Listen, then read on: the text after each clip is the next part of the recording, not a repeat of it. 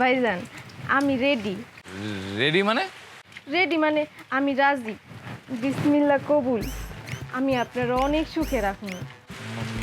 মানে কি? আল্লাহ আপনার ইচ্ছা পূরণ করছে। আমার মতো একটা সুন্দরী কাজের মেয়া আপনার ভাগ্যাই না দিছে।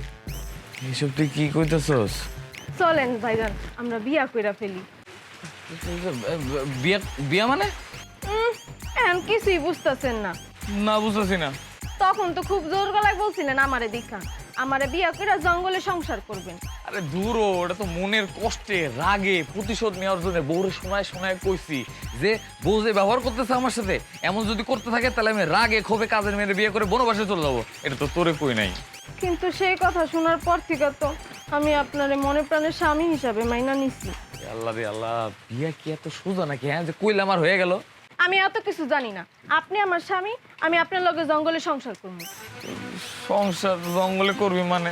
হ, আপনিই তো কইছিলেন কাজের মেয়া বিয়া কইরা বনবাসী যাইবেন।